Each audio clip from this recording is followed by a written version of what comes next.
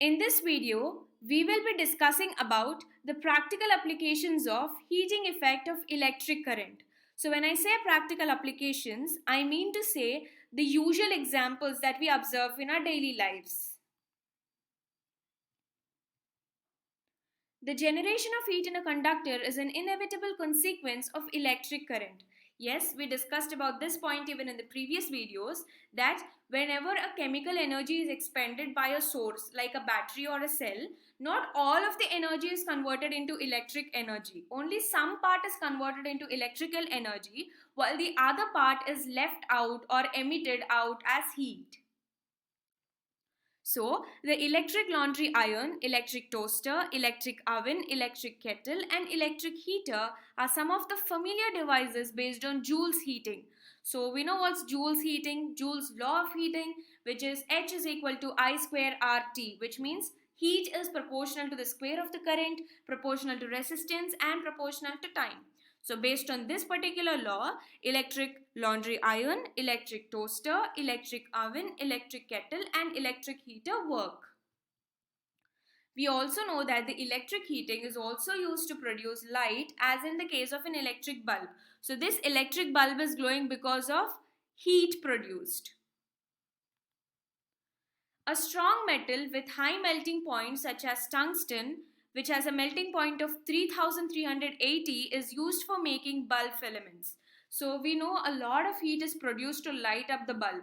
So if so much heat is produced, there is a tendency to melt the particular filament. So to avoid such consequences, we use a very strong metal which has a very high melting point such as melting point of 3380 degrees Celsius, and that metal is tungsten. So it is used for making the bulb filaments to avoid melting. The bulbs are usually filled with chemically inactive nitrogen and argon gases to prolong the life of the filament. So to avoid the reaction of this particular filament with the surrounding gas, we are using inactive nitrogen. Inactive means it does not react, and argon is of course an inert gas which is very stable and does not react. So these are the cylinders. This is an argon and this is inactive nitrogen, which are used as gases in bulbs. And most of the power that is consumed by the filament appears as heat, and a very small part of it is used as radiant light. So when we switch on a bulb, we think the electricity is used to light up the bulb. No, actually most of the power is consumed as heat. The most of the power is used by the filament appears as heat, and very small part is used for creating a radiant light. So this is a fuse wire. Now what is the function of a fuse wire? It protects circuits and appliances by stopping the flow of unduly high electric current. So when a high current or more current is passed through an electric circuit all of a sudden, this fuse wire will break and protect the circuit and the appliance by stopping the flow of excess current. What is it made up of? So it consists of a piece of wire made of a metal or an alloy of appropriate melting point. For an example, aluminium, copper, iron and lead. So it is usually a piece of wire which is made up of a metal or an appropriate alloy which has a fixed melting point, and it can be made of aluminium, copper, iron and lead.